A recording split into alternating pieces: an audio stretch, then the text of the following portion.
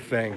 All right, Sheila, you're live. I guess I am. Or you know what? Let me just flip that camera around because for some reason it's me. There. All right, Sheila, I just want to pan around the room and I want to show we've got folks jam-packed here on the second floor of Rosie's because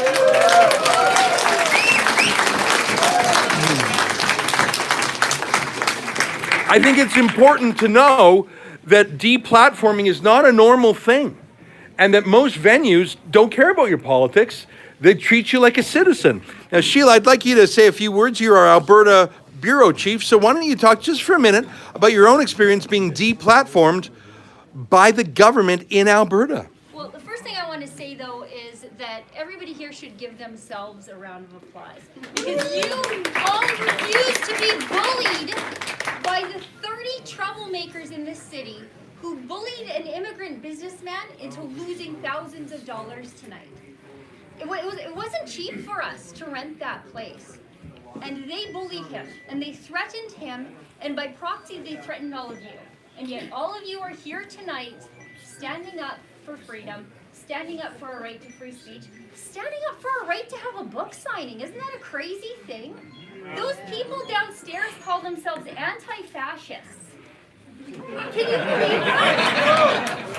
Or those people, the one guy who bothered to show up when it's so cold. They call themselves anti-fascists, but they came here tonight to do a metaphorical book burning of a Jewish author. You know? Give me a break. But those are the exact same people who sent targeted complaints about my book, Stop Not Leave. I didn't do a book signing, so they couldn't protest my book signing. So what they did was they sent complaints to Rachel Notley's, basically a hired gun. He's part of a creative bureaucracy called the Elections Commissioner. And it was basically their job to control free speech during the election period. And the free speech they tried to control was my book. I wrote a book called Stop Not Leave. It was a bestseller. I think it went a little higher than yours. That's right. And we have been embroiled in a battle with the Elections Commissioner. They demanded that I sit down and be interrogated for writing a book and releasing it during an election period in a free country. You know, it really disgusting. And where were our so-called allies in the Civil Liberties Association? PEN Canada takes $75 a year from me. Then they say they're supposed to defend journalists. I never heard from them. The Canadian Civil Liberties people, Canadian Journalists for Free Expression. Every time we're banned, deplatformed, our books are attacked, we become the target of investigations. We don't hear from any of them. 600 million bucks goes a long way. Darn right it does. Buys a lot of silence, doesn't it? So they've tried to deplatform me, and this last attempt at deplatforming my book by using this weaponized elections commissioner, it wasn't the first time. Who remembers when Rachel Notley threw me out of the legislature using an armchair? Who remembers how we fought back and we won? Yeah. Those are the same people who targeted Mr. Brar tonight. And they're not going to stop. They're never going to stop until we stop them. Until we hold them legally accountable for their bad actions. And it stops now. And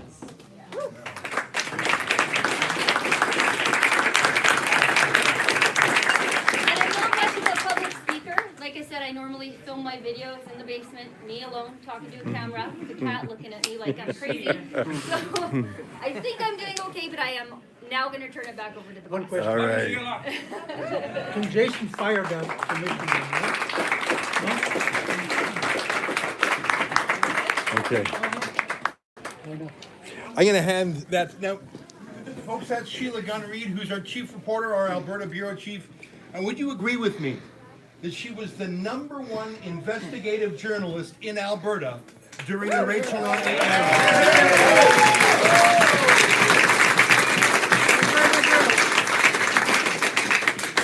She broke more stories and she was unafraid to challenge power. And we're doing that again federally because we're not on the take. We're not part of this $600 million a year bribe. And isn't it interesting that the most important news development in this campaign was broken by Time magazine, an American magazine, that blackface photo of Justin Trudeau? Well, let me say something even more interesting than that. You'll recall that blackface photo was published in the evening. Within 1 hour, Global News rolled out their grainy video of Justin Trudeau in blackface. Exactly. And then an hour later, CBC had their picture of Justin Trudeau in another blackface in another year. So that says that Global News and CBC had the same information, but were holding it back. Only because the American media wasn't on the take. They reported the news and the Canadians said, oh shucks, we may as well do it now. It was the same thing I heard the other day. When we learned that there was 2 jets, not 1 jet, but 2 jets in the Justin Trudeau campaign. He's Mr. Carbon Tax, Mr. You need to turn down your temperature in the winter and put on a sweater. He had 2 jets, and Althea Raj of the CBC and Huffington Post said, oh, we all knew. I didn't know it was a secret. And other journalists said the same thing. Hang on. How would we all know if you're there, you're all seeing this hypocrisy, but you're not reporting it? And my point is that we have a problem with the media in this country. But more than that, we have a problem with free speech. And here's what I mean about that. That's true. I specifically invited them here, and I'd appreciate you not deplatforming them. Oh, sorry. I'd appreciate you not deplatforming them. Sorry, guys. Free speech!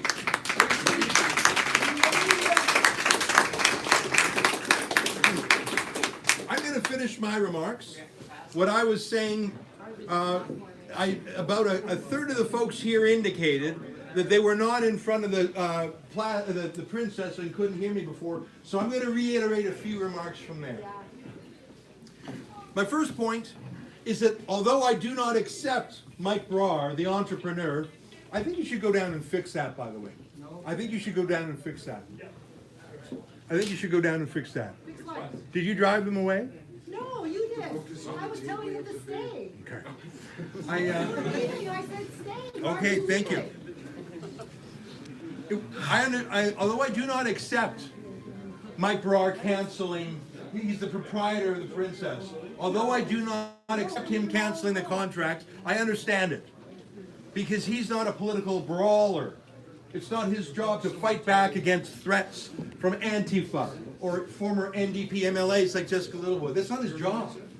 In his 30 years as the proprietor of the Princess and the Plaza in Calgary, he tells me he's never faced that kind of pressure before. He's never canceled a thing in 30 years. Imagine all the strange films he's shown over the course of 30 years. I mean, it's an art house theater. He's shown some wacky stuff. And never has he succumbed to pressure before until tonight. I don't like that. I don't accept it. I tried to encourage him. I tried to strengthen him. We hired private security. We had the police come. We told him that from experience it was likely nothing. And in the end, it turned out just to be one guy, Rickshaw Dave, that perennial crank. But the people who brazenly thought that it was okay in Canada to publicly threaten him, that's the crazy thing. Some of the phone calls were obviously private. Some of the emails, I suppose, were private. But I saw quite a number of public attacks and threats on him on Twitter and Facebook. And why is that worse? Because if someone does something wrong in the dark of night, in the shadows, hidden, at least they know that they're doing something disgraceful. They know they're doing something embarrassing. That's why they're ashamed. That's why Antifa wears masks. Because they know what they're doing is essentially shameful, and they wouldn't want their own mother to know they did it. Right? And so those people who would send an anonymous note to Mike Brar or phone an anonymous phone call, they knew they had shame, and what they were doing was wrong. But what about those who did it publicly? In their own name, not just publicly, and not just nobodies, but people who had a high station in society. I say again, Jessica Littlewood, because I know for a fact that used to be Sheila's MLA. Yep. An MLA, so confident in her bullying, so confident in her authoritarianism, that she thought nothing of letting the world know she was going to bully an immigrant entrepreneur into ripping up a contract to do an essential digital book burning, as Sheila described it. To me, that is far worse. You'll never stamp out the instinct to do something wrong. We're moral agents. Every day we have to choose between right and wrong, and we're not always going to make the right choice. You'll never stamp out sin or evil. But imagine someone who no longer believes in good and bad and thinks that they themselves are the law, and that they will tell a man, you will cancel that contract because I will threaten you. And that's not my thesis. That is what Mike Broad told me on the telephone last night. Yet he was so harassed he couldn't even sleep. He's the one who should be suing them. But he won't, but I will. And again, I'm repeating myself because I know some people know. And I apologize for those who've heard me say this before. Forgive the repetition, but there is about a third of the people here who didn't hear it the first time, so forgive me. I myself was not directly harmed by these threats. No, I didn't receive a single threat. I think maybe these threateners either know I would laugh or growl back just as loud. They knew I wasn't a soft target. I mean, I'm pretty soft, but they knew I wasn't a soft target like the owner of a theater, Mike Broad, right?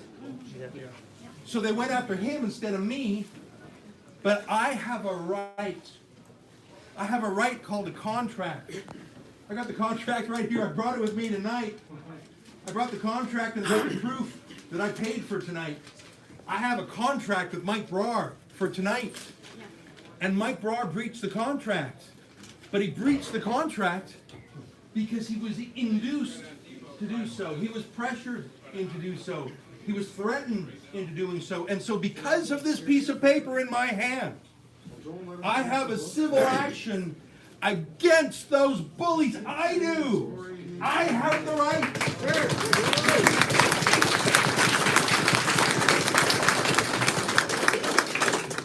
I have the right to fight back against every bully that Mike Broad either doesn't know how to fight back, or doesn't have the heart to fight back, or doesn't have the time to fight back, or doesn't have the money to fight back for whatever reason. Maybe he's shy, maybe he just doesn't want to be a fighter. Mike Broad will not fight back, but I will. And every person who went after him tonight, they didn't just hassle an entrepreneur. They violated this piece of paper I have in my hand. And you know what? That gives me the right to go after every bloody one of them. And the irony is, those who did what they did in the dark, those who knew it was shameful, they will likely evade my litigation. Because how would I know?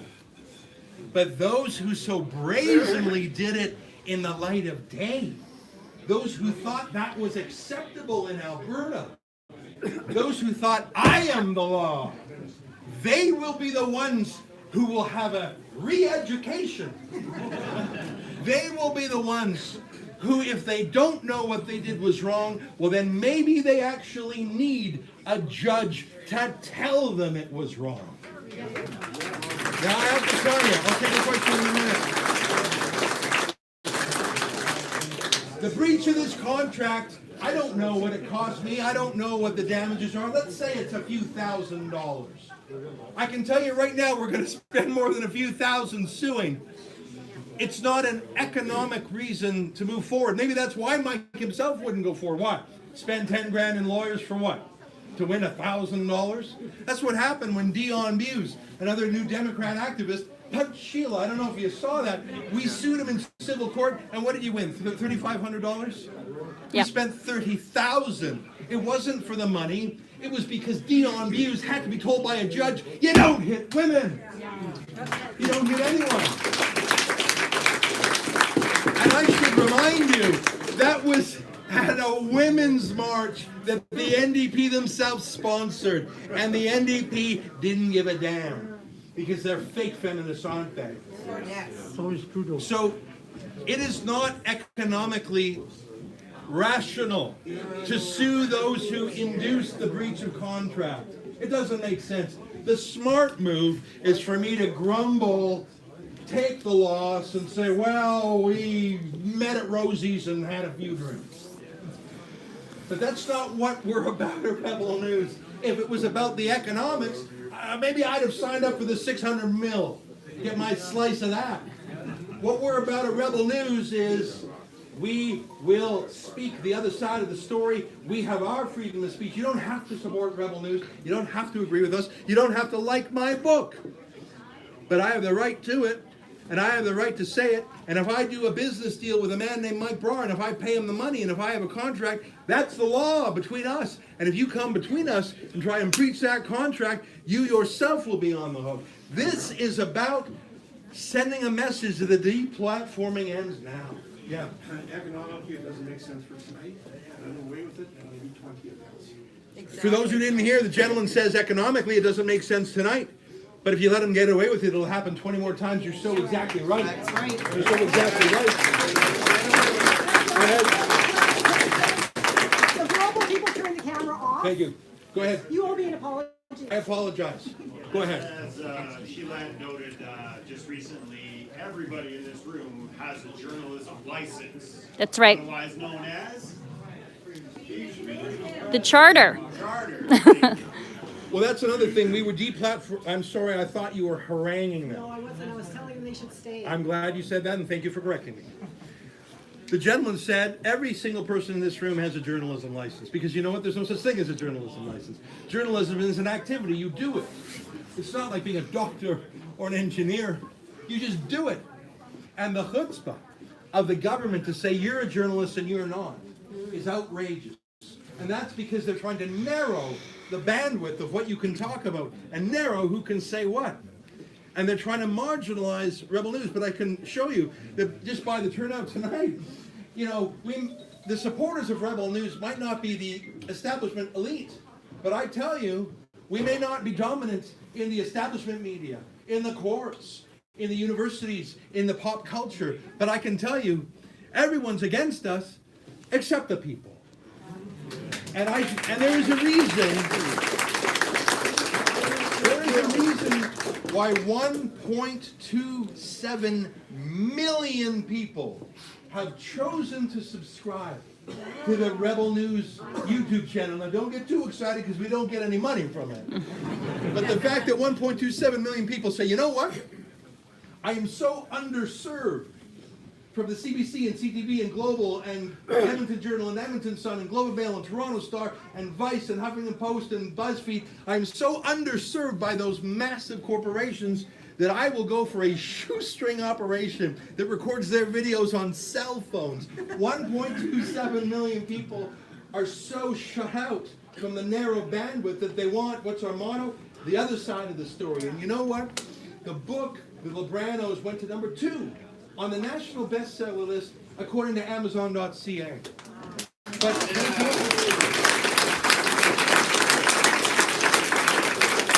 thank you. But how did that happen? Because not a single media party organ reviewed it. The Globe and Mail books, the National Post books, the Toronto Star books, CBC books, they didn't even review it to attack it. They didn't even condemn it or say it was poorly written or poorly researched or poorly argued. They ignored it completely because to give it any oxygen at all would have been to promote it. So what an accomplishment that it went to number 2, even without a peep of commentary from the establishment. And that, I say to you, should be encouragement. Because if there are enough people like you and me who want the other side of the story, that 1.27 million of us will sign up to a shoestring operation that's not even 5 years old. And according to the Institute for Research and Public Policy, more people get their news from Rebel News every week than get it from Maclean's magazine, a century-old magazine. Isn't that amazing? They're owned by Rogers, the cell phone and cable company.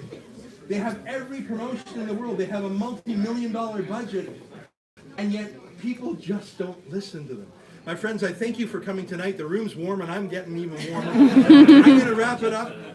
I thank you for clarifying that moment. The I moment appreciate. you mentioned global, they shut their camera off. Well, fair enough. Yeah. And I guess the truth hurts them, then. I guess the truth stings. Yeah. That's right. I thought you had shooed them off. No, they shut their camera All off. right. As soon Well, as I'm you glad to started be. talking about global, Well, but they shut did. their camera They off. had that video in hand, and they didn't release it, so I can see why. They Yeah, and then they turned because they around have a and sense of said, shame. "No, they want to They have a Like sense the of shame. truth. My friends, I will now be happy to sign books. I think the best place to do that is downstairs, Sheila. So I'll do that. For those watching on video who couldn't be here, please understand why we had to move away from the theater. It was just too cold to stay outside, and we had hoped that we would be let in. I'm going to call Mike Brar, the owner, and I'm going to tell him his fears were baseless. There was only that one crank rickshaw day. He was no problem. He was more a laugh than anything. He stumbled on himself out there, I think. No, he was pushed. All right. Fair enough. So I'm going to tell Brar to have some courage, because we're going down to Calgary on the 15th. All right, my friends, I'm going to go downstairs and sign some books. Thanks for coming tonight.